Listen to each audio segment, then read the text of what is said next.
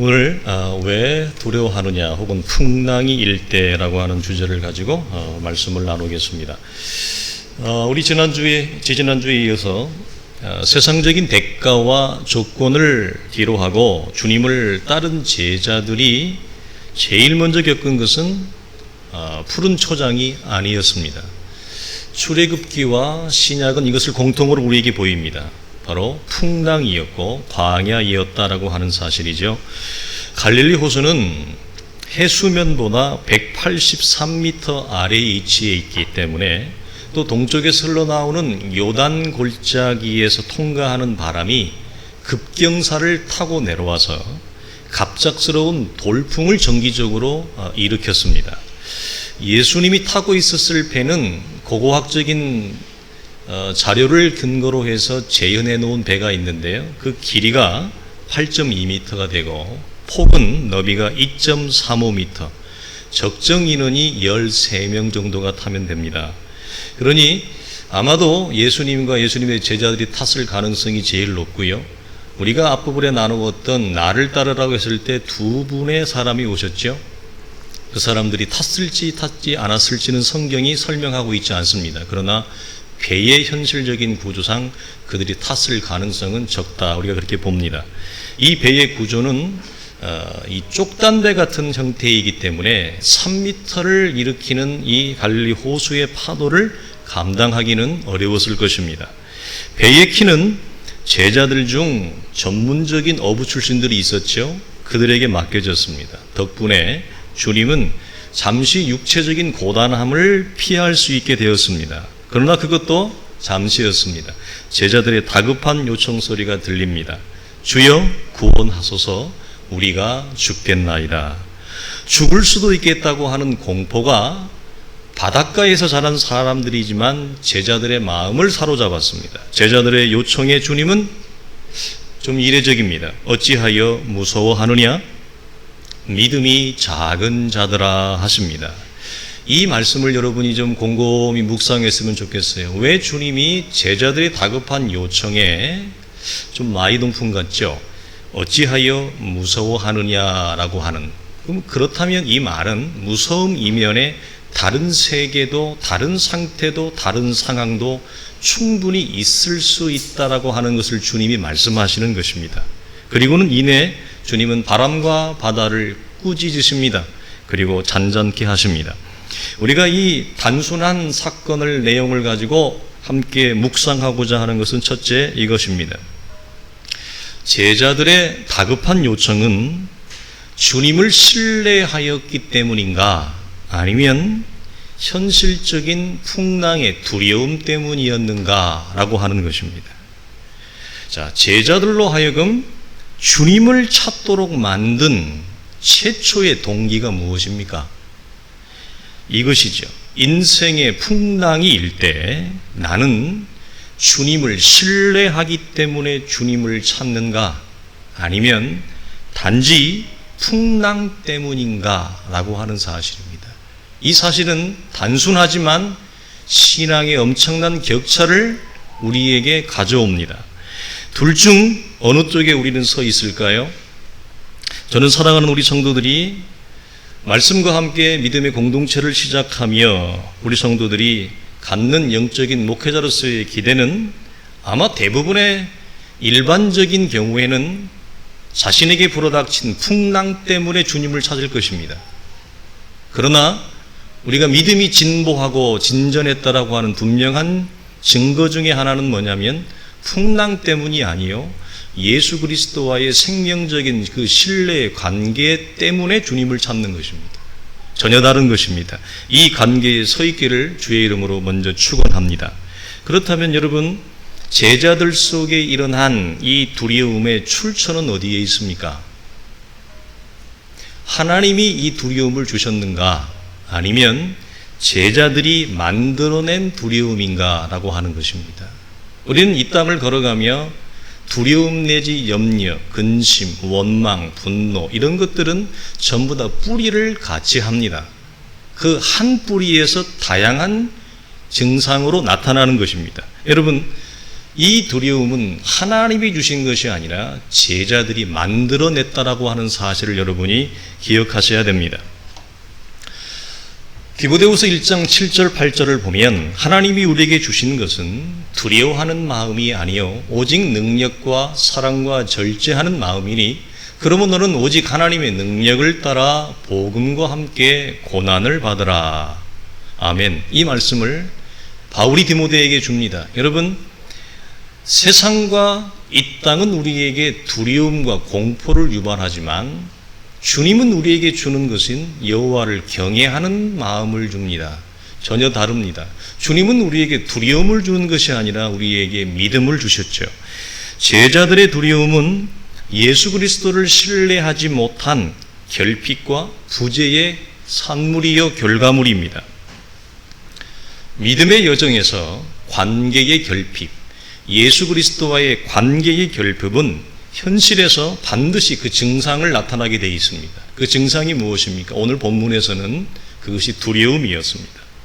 현실적인 두려움이든지 염려, 이 한쪽의 축과 또 다른 측이 있습니다. 믿음의 이분법이라고 하는 양자의 축이 있습니다. 다시 말씀드립니다. 현실적인 두려움이라고 하는 축, 또 다른 축은 뭡니까? 믿음이라고 하는 축입니다. 이 사이에서 누구도 예외 없이 이 땅을 걸어가는 성도는 시소를 탑니다. 이 균형을 잡는다는 것은 쉽지 않습니다. 안 그러면 한쪽으로 늘 치우쳐 있게 마련입니다. 항상 두려움이 올라가 있든지 아니면 항상 믿음이 올라가 있든지 어느 것 하나도 쉬운 건 없죠. 어떤 경우에는 두려움의 시소가 올라갑니다. 그럴 때는 여러분 경험적으로 어떻습니까? 내가 믿음이 없는 것이 아니라 분명히 주를 고백하는 기본적인 신앙 고백을 가지고 있지만 믿음이 없는 것이 아니지만 우리에게서 무엇이 멀어집니까? 믿음이 멀어집니다. 믿음은 희미해집니다. 그래서 우리가 나누었던 마태복음 6장에서 그러면 너희는 무엇을 먹든지 마실까 입을까 염려하지 말라라고 하면서도 거기에서 동일한 표현이 나오는데 믿음이 작은 자들하고 하는 표현을 말씀하시면서 하물며 너희일까 보냐 이 말씀을 하시죠. 여러분, 염려든지 근심이든지 두려움이든지 분노든지 원망이든지 이런 모든 믿음의 뿌리에서 발생되지 않은 쓴 뿌리들은 우리의 믿음을 뭐하게 합니까? 약화시킵니다. 믿음이 나를 주장하지 못하도록 하는 역할을 한다고 하는 사실을 우리가 영적인 선명함으로 바라보셔야 돼요. 그래서 이때 나를 장악하는 것은 믿음이 아닙니다. 기본적인 믿음을 가지고 있습니다. 믿음이 없는 게 아닙니다. 그러나 나를 장악하는 게 무엇입니까? 두려움입니다. 공포입니다. 그러나 항상 이런 것은 아니라고 하는 것이지요. 어떤 때는 믿음의 시소가 힘차게 올라갈 때도 있습니다. 영적 상승의 때입니다. 항상 영적 하강의 때가 있는 것이 아니라 영적 하강과 상승을 우리 안에 반복적으로 경험합니다. 믿음이 주장합니다. 염려와 두려움 거리가 없어서가 아닙니다.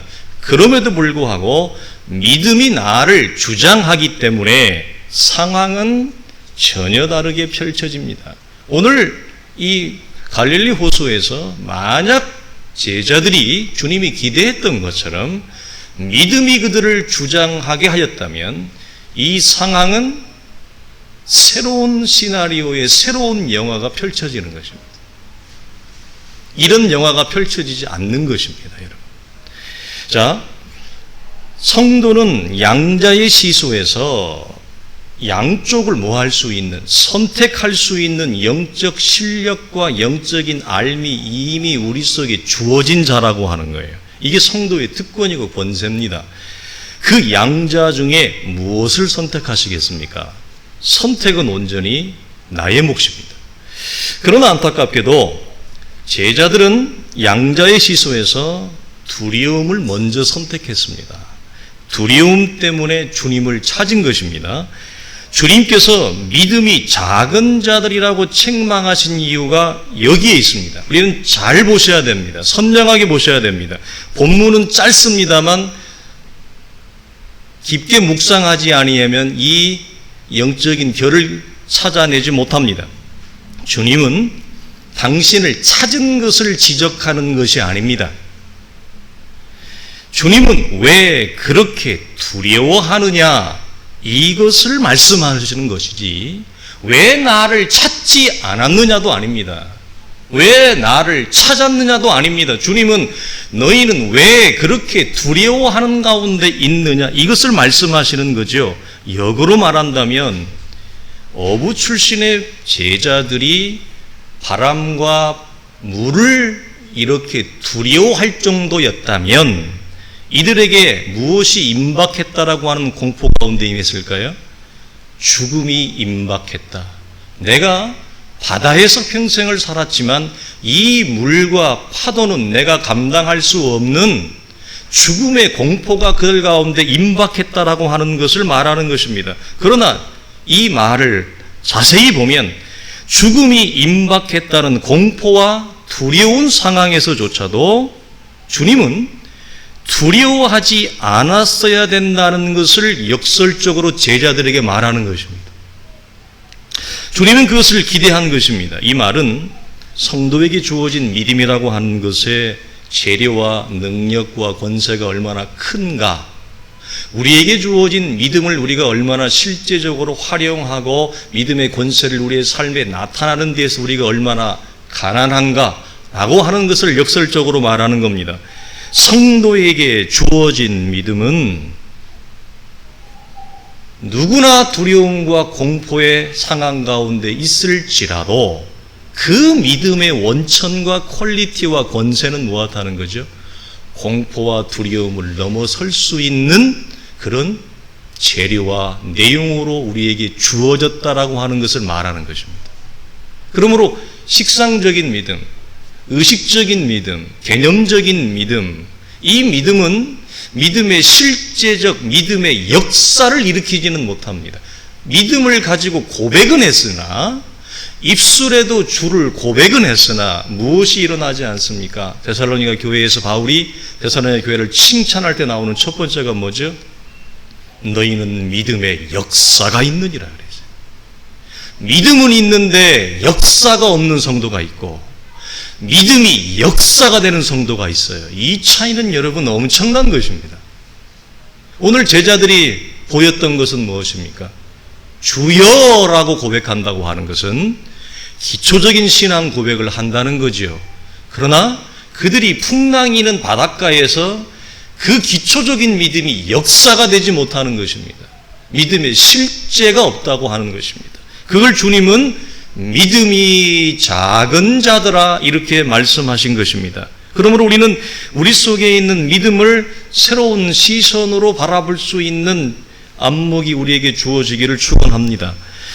믿음이 작은 자들아, 이 말은 복음서에서 주님이 종종 제자들을 향해서 아마 제 기억에 3번 내지 4번 정도 주님이 사용하십니다. 주님의 말 속에는 이런 기대를 담고 있죠. 얘들아, 지금까지 너희가 나와 함께 하면서 너희의 말대로 가르치는 것이 권위 있는 자와 같고 서기관과 같이 아니한 말씀을 직접 들었지 아니했느냐? 그것뿐이더냐? 가장 치명적인 나병 환자를 고치고 말씀 한마디로 백부장의 하인을 원거리에서 고치는 원거리의 치유의 기적을 직접 보지 않았더냐? 베드로의 장로의 열병을 고치시고 그날 밤에 수없이 많은 사람들이 병자를 이끌고 주님 앞에 나왔을 때 너희가 그들에게 새로운 생명, 새로운 삶이 주어지는 것을 직접 목도하지 않았더냐? 그렇다면 너희는 그때 내 옆에서 무엇을 보았느냐? 무엇을 들었느냐? 이 말입니다. 그리스도의 말씀과 기적의 역사가 펼쳐지는 현장에서 너희는 분명히 말씀을 들었지 않았냐? 너희는 분명히 하나님의 이적을 보지 않았더냐? 그런데 너희는 그 중에서 어찌하여 믿음의 역사가 일어나는 실제로 이르지 못했느냐? 이걸 주님이 말씀하시는 것입니다. 누구처럼 말이죠? 이방의 백부장은 예수 그리스도의 말씀을 제자들처럼 직접 듣지도 않았습니다. 제자들처럼 놀라운 기적과 치유의 역사를 직접 보지도 않았습니다. 그런데 이방인 백부장은 그 풍랑이는 삶에서 두려움이 아니라 예수 그리스도를 온전히 신뢰함으로 주여 말씀만 하시옵소서, 이 신앙, 믿음의 실제와 역사의 자리에 들어가 있는데 너희는 어찌하여 보고 들었음에도 불구하고 이 내용과 자리에 이르지 못하느냐라고 하는 차원에서 믿음이 작은 자들아 하신 것입니다. 여러분, 나를 주님이라고 부르면서도 두려움 가운데 있는 것은 내가 누구인지 잘 모르기 때문이지요. 야고보의 말한 대로 입술에는 주님이 있지만 현실에는 주님이 없는 격입니다. 주님은 믿음의 실제와 역사를 제자들을 향해서 짚고 있는 것입니다. 실제성이 없는 믿음은 주님에 대한 얇은 진리와 지식 때문입니다. 이것은 결국 무엇으로 드러납니까? 작은 믿음으로 드러날 수밖에 없습니다. 둘째는 25절과 26절을 보게 되어지면 주님은 제자들에게 시간차적인 접근을 하는 것을 볼 수 있어요. 무슨 말이냐면 제자들의 요청은 여러분 죽음의 공포에 임박했기 때문에 매우 긴박했습니다. 매우 다급했습니다.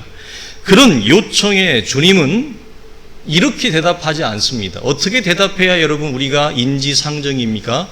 그래 얘들아, 얼마나 두려웠니?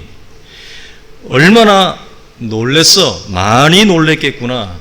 얼른 내가 이 바람과 파도를 내가 잠잠하게 해주마. 주님이 이렇게 말씀하지 않아요. 그게 인지상정인데 우리는 그래야 내 마음이 동하는데 이렇게 하지 않으신다는 것을 본문에서 여러분이 볼 수 있기를 바랍니다. 주님은 폭풍을 먼저 잠잠케 하지 않습니다. 그래서 시간차적인 접근을 한다는 거예요. 그러면 주님이 제일 먼저 말씀하신 건 뭐예요? 제자들의 두려움, 다른 말로 하면 제자들의 믿음의 기초, 믿음의 뿌리를 먼저 만지십니다. 여러분, 주님은 풍랑을 먼저 만지지 않는다는 사실이에요. 이걸 여러분 주목하셔야 됩니다. 우리는 무엇이 급합니까? 항상 우리는 풍랑이죠. 눈에 보이는 이 현실적인 어려움이 우리는 급한 거 아닙니까? 우리는 고난입니다. 우리는 항상 눈에 보이는 현상으로 울고 웃는 존재입니다. 그러나 주님은 그것을 만지지 않습니다. 주님은 우리의 믿음을 만집니다. 놀라운 사실이죠. 사랑하는 성도들이여, 물어보겠습니다. 여러분, 이 갈릴리 호수 풍랑이는 바다 위에서 주님의 목적이 무엇이었겠습니까? 폭풍을 제어할 수 있는 예수 그리스도의 신적인 권위를 과시하는 것이 목적인가? 물론 이 본문에서 마태가 말하고 싶은 것은 가다라 지방의 군대 귀신 들린 자와 함께 양면성 동시에 이중적인 강조를 해요. 뭐냐면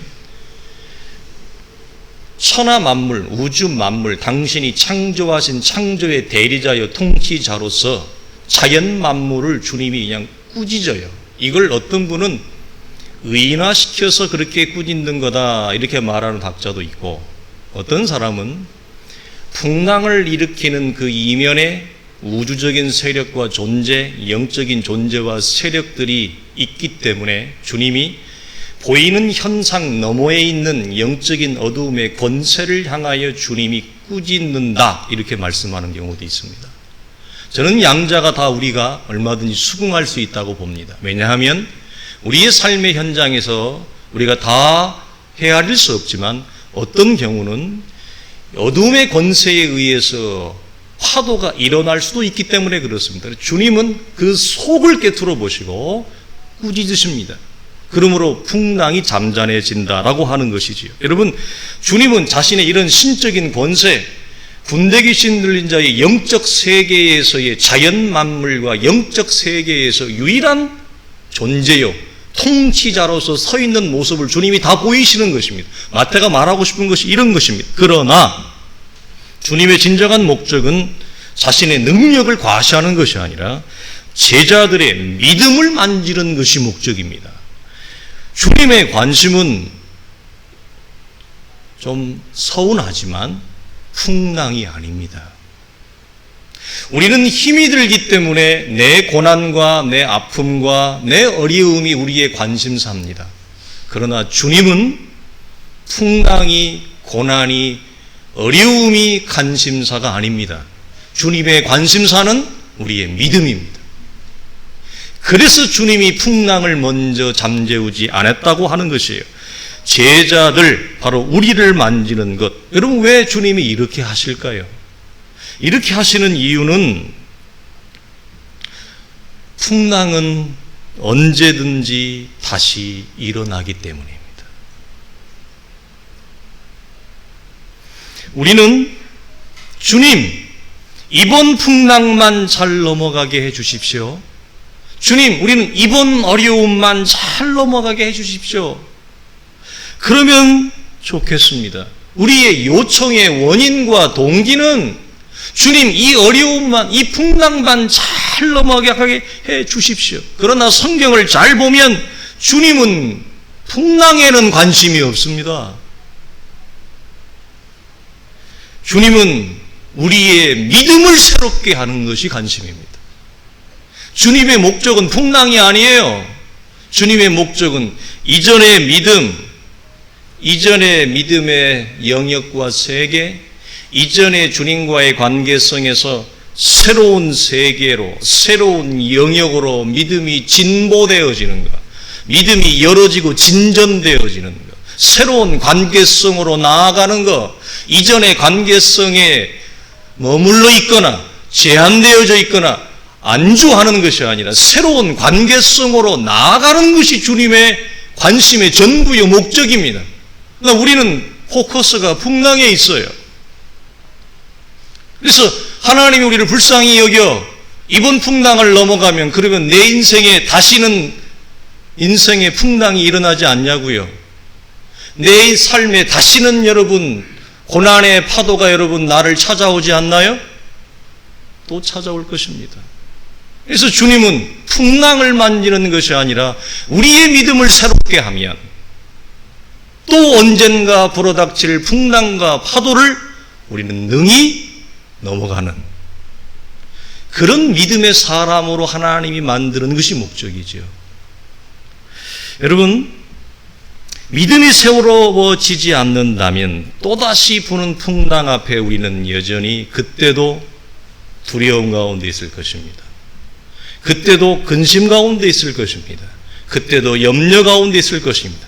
그때도 우리는 제자들처럼 다급한 목소리로 주님께 SOS를 칠 것입니다. 주님은 그것을 반복되어지는 그런 폐쇄된 믿음의 상태를 우리에게 원하지 않습니다. 마스터키는 풍랑이 아니라 믿음의 진전, 진보, 새로운 관계성으로 들어가는 것입니다. 자, 에베소서에 이렇게 되어 있죠. 우리가 다 하나님의 아들을 믿는 것과 아는 것에 하나가 되어 온전한 사람을 이루어 그리스도의 장성한 분량이 충만한 데까지 이르리니 우리가 이제부터 어린아이가 되지 아니하여 사람의 속임수와 간사한 유혹에 빠져 온갖 교훈의 풍조에 밀려 요동하지 않게 하려 함이라. 오직 사랑 안에서 참된 것을 하여 범사에 그에게까지 자랄지라. 그는 어린이 곧 그리스도라. 우리의 믿음의 진보와 진전, 믿는 것과 아는 것이 하나가 된다는 것은 입술에 고백이 있는 것이 아니라 믿음의 역사와 실제가 일어나는, 믿음의 성취가 일어나는 이 자리에 우리를 이끌어가는 것입니다. 사랑하는 성도들이요, 내가 믿음이 자라는 것을 어떻게 여러분 객관적으로 확인할 수 있습니까? 아니, 주관적으로 확인할 수 있습니까? 본문의 관점에서 말한다면 우리가 어떻게 여러분 대입할 수 있을까요? 풍랑이 더 이상 풍랑이 아닐 때입니다.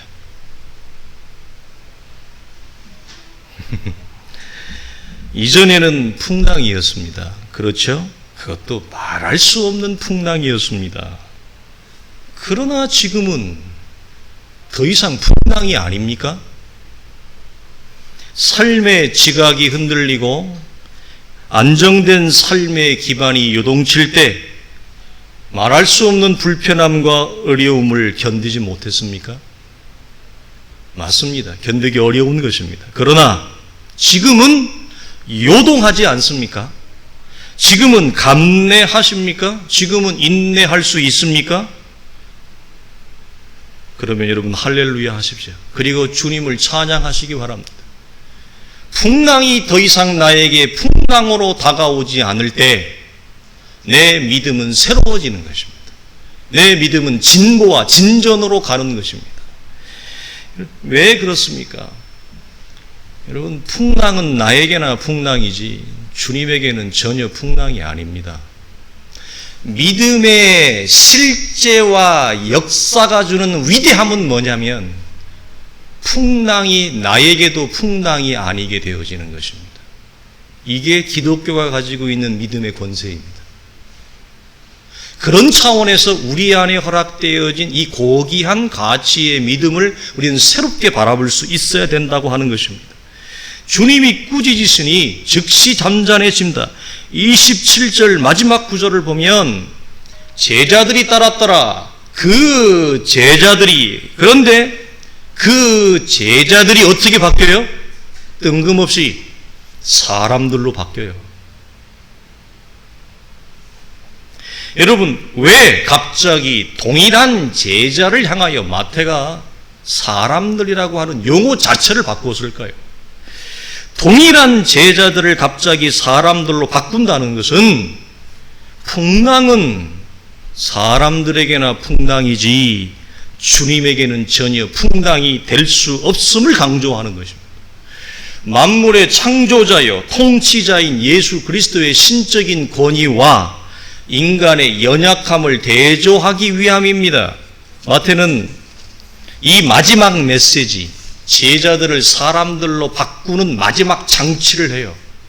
마치 고대의 유적지의 마지막 키를, 단서를 거기에 담아놓는 것처럼 이 사람들이라고 하는 용어 속에 마태가 말하고 싶은 우리에게 주고자 하는 신앙적인 메시지를 이 안에 가득 담아놓습니다. 여러분, 하나님이 창조하신 피조 세계 안에 유일하게 하나님의 권위에 불순종하는 존재가 바로 사람입니다. 심지어 바람과 바다도 순종합니다. 여러분, 하나님이 창조하신 피조 세계에 주의 권위와 권세와 말씀에 순종하지 않는 유일한 존재는 사람밖에 없습니다. 그래서 로마서 8장에 피조물이 고대하는 바 주의 강림을 기다리는 것입니다. 피조물도 자신의 창조주를 압니다. 우리가 다음 주에 나눌 이 군대 귀신 들린 자는 예수 그리스도가 하나님의 아들이다 하는 사실을 놀라운 고백을 합니다. 영적인 인식이 있습니다. 영적인 자각이 있습니다. 고백이 있습니다. 그러면 예수를 믿습니까? 주님을 따릅니까? 아니죠. 때가 이르기 전에 왜 왔느냐? 우리를 괴롭게 하기 위하여 왔느냐? 반문합니다. 하나님이 창조하신 피조세계 속에 사람을 제외하고는 불순종하는 대상과 존재가 없습니다. 오죽하면 이사야 1장을 시작하며 하늘이여 들으라, 땅이여 귀를 기울이라, 이 피를 토하는 심정을 할까요? 소도 주인을, 나아기도 주인을 알건만은 내 백성은 나를 창조하신 이를 모르느니라, 이 피토하는 얘기를 해요. 그래서 하늘이여 땅이여 들으라, 이 얘기를 합니다. 마태는 사람이 갖는 두려움 그리고 순종 사이에서 피조물의 마지막 모습이 뭐죠? 순종하는 모습으로 맞춰요. 뭘 우리에게 말합니까? 얘들아, 바람도 바다도 주의 말씀에 순종하잖니? 근데 너희는 주의 말씀을 들었고 기적을 보았어. 그런데 왜 순종의 자리에 있지 않고 두려움의 자리에 있니? 이걸 바람과 파도를 들어 마지막으로 담으면서 제자들을 사람들로 바꿨다는 것은 뭡니까? 사람으로서는 두려울 수밖에 없다는 것입니다. 사람으로서는 순종할 수가 없습니다. 그러나 제자의 위치, 제자의 신분에서는 우리가 두려움의 자리가 아니라 순종의 자리에 들어갈 수 있는 것입니다. 우리 안에 새로워진 신분, 사람들은 옛 사람의 신분을 말한다면 첫 사람 아담의 육체적 본성에 있는 우리로서는 풍랑이 두려운 것입니다. 풍랑이 두렵지 않을 사람이 어디 있겠습니까? 죽음의 공포가 임박했는데 어떻게 여러분 거기에서 순종합니까? 어떻게 여러분 거기에서 불편하지 않을 수 있습니까? 그러나 제자로서는 그리스도 안에 새로워진 신분, 새로워진 하나님의 사람, 새 사람으로서는 두려움의 자리에 있는 것이 아니라 순종의 자리에 얼마든지 들어갈 수 있음을 바람과 파도도 즉시 순종하는 이 놀라운 주의 말씀과 영적인 현상을 통해 우리에게 뭐죠? 무언의 메시지를 남기는 것입니다. 보아라 이 말입니다. 너희는 이것들보다 뭐하지 않느냐? 귀하지 않느냐? 그 말씀이 여기에도 동일하게 접목이 되어지는 것이죠. 이제 선택의 시간이죠. 우리는 결단의 순간입니다. 두려움과 순종 사이에서 무엇을 선택하시겠습니까? 주님은 그것을 우리에게 마태를 통해 던지고 있습니다. 우리 다 같이 고백하겠습니다. 말씀을 같이 읽고 마치고자 합니다. 시작. 이 어떠한 사람이기에 바람과 바다도 순종하는가 하더라. 아멘. 두려움을 넘어 순종의 자리에 있기를 주의 이름으로 간절히 축원합니다. 기도하겠습니다. 하나님 아버지 감사합니다. 사람으로서는 두렵습니다. 사람으로서는 아버지 힘이 들 수밖에 없습니다. 사람으로서는 하나님 어려울 수밖에 없습니다. 그러나 우리 안에 나를 새롭게 창조하신 하나님의 사람, 그리스도 안에 부름받은 제자로서는 능히 이 두려움을 이길 수 있다 하셨사오니 주여 능히 근심과 염려를 넘어갈 수 있다 하였사오니 주여 우리에게 이 은혜를 주시고 이 믿음의 역사를 허락하셨사오니 우리가 허락하신 이 복된 믿음의 역사와 권세를 가지고 믿음이 우리가 새로워져 이 땅에 믿음의 여정을 걸어갈 때 우리의 일상을 살아갈 때 직장과 사업의 현장에서 우리의 자녀들을 양육할 때 주의 복된 교회를 섬겨갈 때에 아버지 또다시 일어나는 어떤 풍랑이나 파도 앞에서도 여전히 풍랑이 되지 아니하는 여전히 우리에게 고초가 되지 아니하는 믿음의 새로운 관계와 진보, 믿음의 새로운 큰 사람으로 주 앞에 우뚝 세워지기를 소망합니다. 우리가 변화되어지기를 주님 소망합니다. 주여 우리가 새로워지기를 소망합니다. 입술에만 주님이 있는 것이 아니라 우리의 삶의 걸음과 자리에 믿음의 역사와 실체와 약속과 성취 속에 우리의 믿음이 드러나는 믿음의 위력과 믿음의 역사가 있는 하나님의 거룩한 제자가 되기를 소망합니다.